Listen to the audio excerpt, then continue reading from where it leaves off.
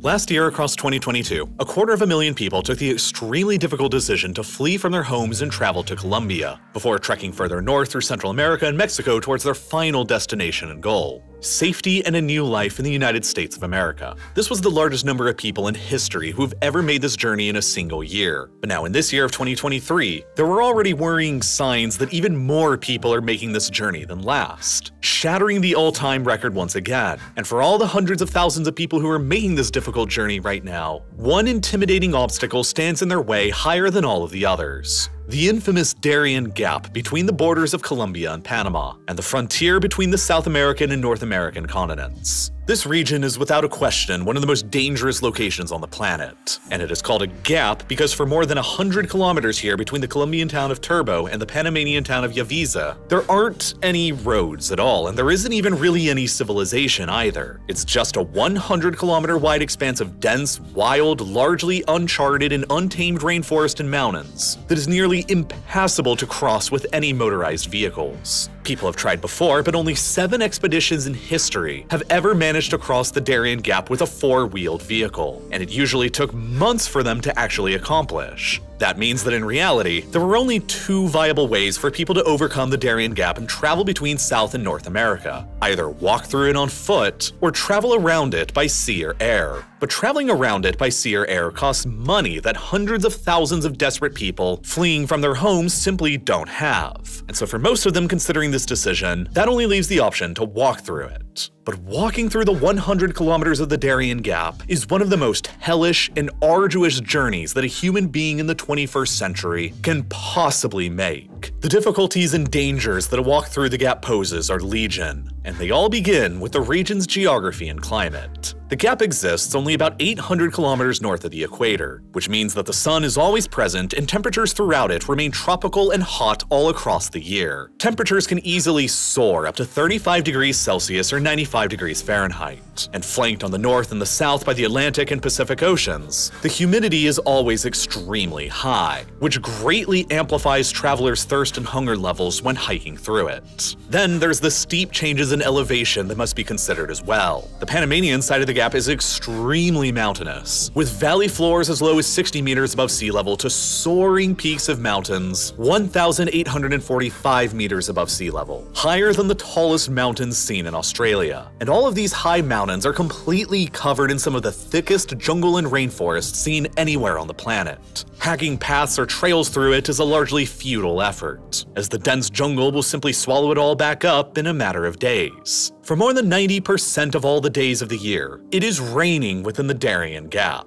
The area receives over 5,200 millimeters of rainfall a year on average, which makes it one of the rainiest locations anywhere on the planet, and that poses additional challenges to all those who attempt to cross it. There are several rivers that run through the gap that must be crossed, and none of them have any bridges. But since torrential rainfall can happen in nearly any time, and especially during the rainy season between May and September, these rivers will frequently overflow and flood. This can generate sudden flash floods within the gap that can wash away travelers in their tents, or even trigger landslides higher up in the mountainous terrain that can bury you whole. But despite the high levels of rainfall and the plethora of rivers, finding fresh water that is actually safe to drink within the gap is also a challenging task because of the lack of any civilization or development within it. That's already a lot of potential hazards, but that's just the geography and the climate. There's also the wildlife and diseases within the gap for travelers to worry about as well. Within the rainforest, there are all kinds of dangerous creatures. Poisonous frogs, venomous and aggressive snakes, venomous scorpions, and venomous spiders can all be found throughout here, and all can induce a major medical emergency in humans. But the most dangerous creatures of all within the gap are the nearly infinite mosquitoes and ticks, and the plethora of deadly diseases that they carry with them like malaria, yellow fever, and dengue.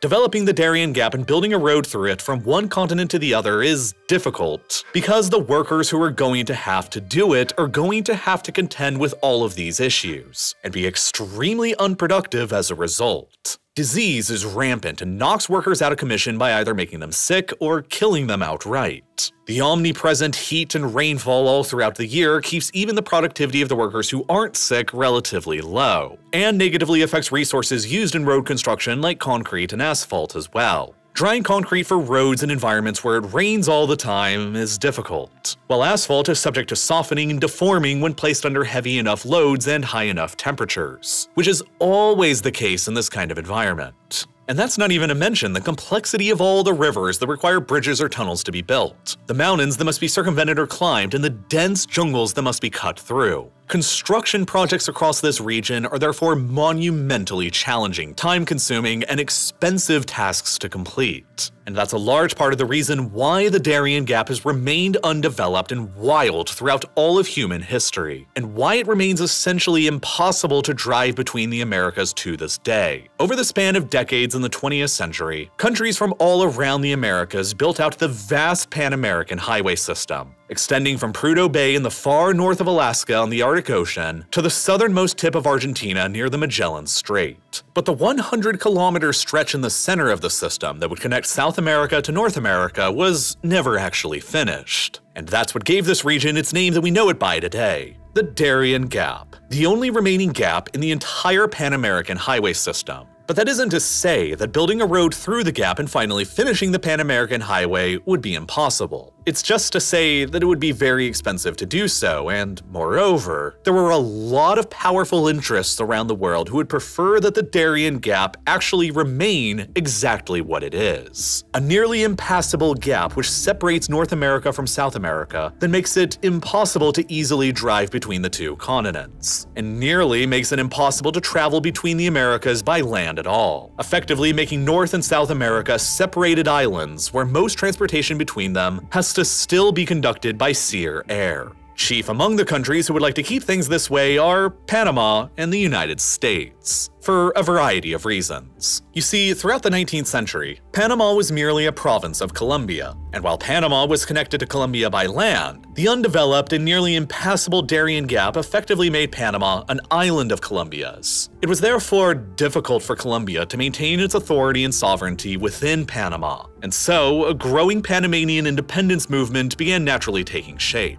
By the early 20th century, the United States was becoming increasingly interested in Panama because of the potential to finish the construction of the Panama Canal. For centuries beforehand, the only way for ships to travel between the Atlantic and Pacific Oceans, or between the Atlantic and Pacific coasts of the United States, was by taking a very long journey around the entirety of the South American continent and through the Strait of Magellan across modern-day Chile. The very narrow Isthmus of Panama presented a unique opportunity for mankind to build a shortcut by carving a canal across just a bit more than 50 kilometers worth of land that separated the two oceans here. And once it was completed, American merchant and military ships could far more rapidly travel between the Atlantic and Pacific coasts, greatly benefiting America's naval flexibility around the world and greatly improving the speed of world trade. Once finished, whomever controlled the Panama Canal would control one of the most strategically important maritime choke points in the entire world. And a big country like Colombia was never going to let such a strategically valuable asset fall under the control of a foreign power like the United States. And so the United States simply decided to support the native Panamanian independence movement instead by sending its navy down to defend the territory from any Colombian naval assaults. And so, with the undeveloped Darien Gap preventing the Colombian army access, and the American Navy preventing any Colombian naval access, Colombia simply had no hope at hanging on to Panama, and so the country declared its independence in 1903. Naturally, the United States was the very first country in the world to recognize Panamanian independence, and in exchange for all of its help in securing that independence and providing the financing to help finish the canal, Panama granted the United States a perpetual lease on all the land around the canal, an area of effective US sovereign control across the country that became known as the Panama Canal Zone.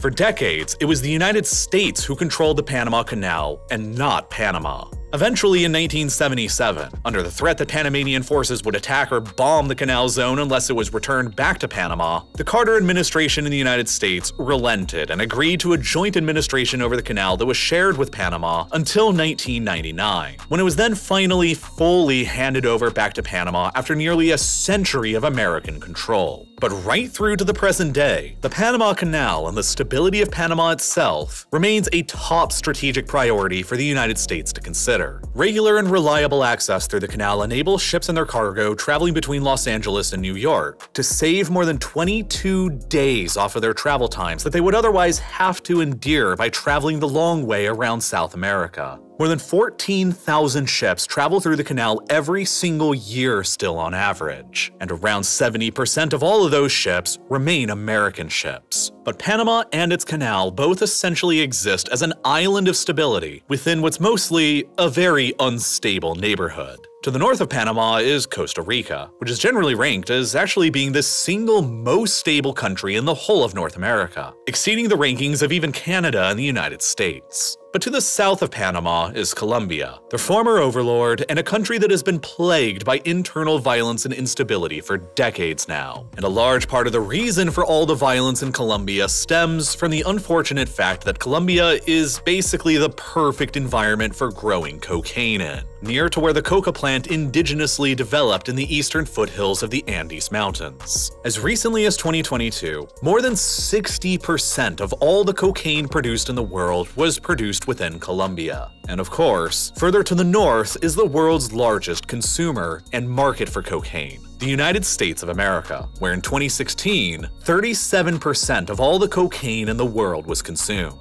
For decades now, the transportation of cocaine from producer in Colombia to consumer in the United States has been one of the most lucrative businesses in the world to get into, and has provided the funding for dozens of rebel factions and cartels to continue their operations and resist the authority of the Colombian government. And the Darien Gap between Colombia and Panama presents various opportunities and challenges to all of them. On the one hand, the Darien Gap is a large, undeveloped, and difficult to access area, and that makes it the perfect hiding spot for traffickers and rebels to hide out in and run operations out of. But on the other hand, the nearly impassable nature of the gap has posed a massive obstacle to drug traffickers in Colombia for generations to overcome in moving their illicit cargoes from Colombia to the United States. Initially, back in the early days of the drug trade in the 1980s, the easiest and cheapest way to move cocaine to the United States was by simply loading it all up in small boats or airplanes and then just sailing or flying directly to the US market itself, in places like Miami and Florida. But over time, the United States upped its Coast Guard patrols, improved security at all of its ports, and implemented new technologies like low-elevation radar and sonar that began to sharply restrict the ability of the cartels to export their products like this. That pretty much left funneling the cocaine by land up through Central America and into Mexico, before carriers would then sneak across the huge, sparsely populated and sparsely patrolled 2,000-mile-wide US-Mexico border, where the cocaine would make its way to market. But standing almost immediately in the way of this land route is, of course, the nearly impassable Darien Gap. In order to get around it, drug traffickers originating in Colombia will use boats laden with cargo to make a brief sea voyage to another part of Panama further beyond the gap, where the cocaine will then be consolidated and picked up by others who will run it overland all the way up to the United States. But these boats can be intercepted by Panamanian naval patrols, and they often are, since Panama routinely scores some of the largest and highest profile cocaine busts anywhere in the world. There's thus a concern that if a highway was ever finally constructed through the Darien Gap, it would finally provide an easy land transportation route between Panama and Colombia, and between Colombia and the United States, enabling the shifting of the drug trade to the new, easier transportation reality, which would create the potential for the greater spread of drug violence in Colombia to expand north more easily into Panama, as the various cartels and rebel factions fight over the newly created and easy-to-move-across choke point.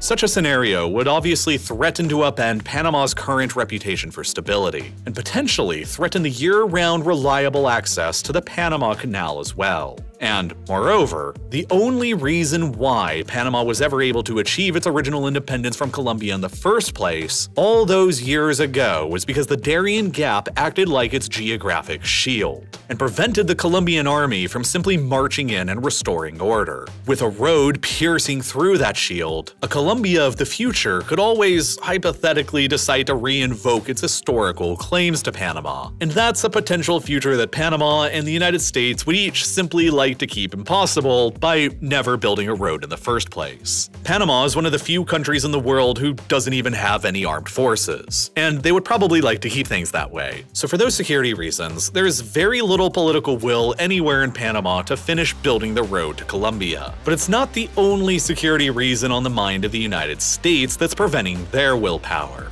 As I mentioned at the beginning of this video, the pace of migration coming towards the United States from around the world is growing, and it is increasingly being concentrated through the Darien Gap. For years, successive governments in the United States have made it increasingly difficult for people to illegally migrate to the country through sea and air. And under building pressure from Washington, Mexico has also dramatically expanded their visa requirements for entry into their country as well, which has sharply limited the ability of people to fly directly to the US border within Mexico itself. Over the past few years then, most migrant people who want a chance at entering the United States have had to fly to South American countries like Brazil or Ecuador instead, where the visa requirements are a lot lower than in Mexico or the United States. And as the domestic situation gets worse in other parts of the Americas, more and more people are becoming migrants and heading towards Colombia for their chance at trekking through the Darien Gap and moving towards the US border by land. After the assassination of their president by unknown assailants in 2021, Haiti, a nation already reeling from centuries of oppressive colonialism and a devastating earthquake in 2010, has been inching ever closer into becoming the Western Hemisphere's only truly failed state. As gangs have taken over much of the capital and the government has pleaded for a foreign military intervention to come and restore order.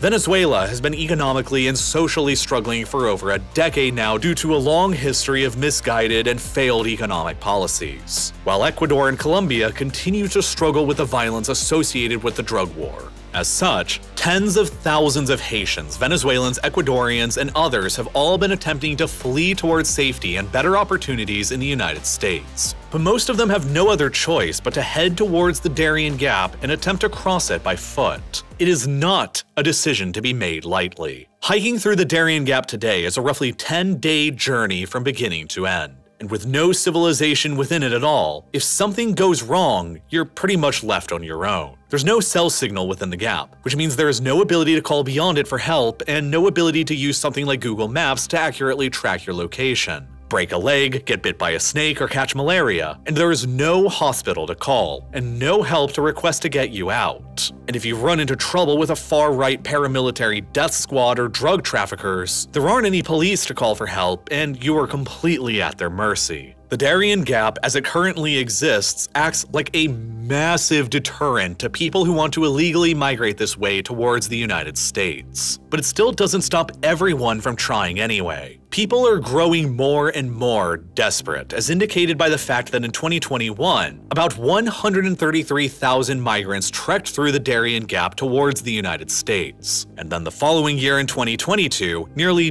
double that number of people made the same journey. And now in 2023, it's looking like that number may double again, to as many as 500,000 trying to make the journey. And the people who are doing it are coming from all over the world, as far away as China, India, Uzbekistan, and Senegal. If the deterrent to crossing the dangerous Darien Gap wasn't there, and an easy-to-travel-across highway was there instead, imagine how many more people would be trying to make the journey up towards the United States. Across 2022, the United States already arrested more than 2.2 million people for trying to cross the southern border illegally. And that's with the Darien Gap acting as a major deterrent to all of the travel coming from South America. So long as countries in the region like Haiti, Venezuela, Ecuador, and Colombia remain unstable and are generating large numbers of migrants, as long as South American countries grant easy visa access to pretty much anyone, and as long as the United States retains a harshly anti-migrant policy, the United States has pretty much no incentive to help build a highway through the Darien Gap that would otherwise finish the Pan-American Highway, but would also make it dramatically easier for migrants to travel to the United States, and for drug traffickers to more easily export their narcotics and violence into Panama, which would threaten to destabilize Panama and potentially destabilize the all-important Panama Canal itself. And for those reasons, rather than for any technical reasons, the Pan-American Highway is likely to remain unfinished for the foreseeable future, and it will remain impossible to drive between North and South America.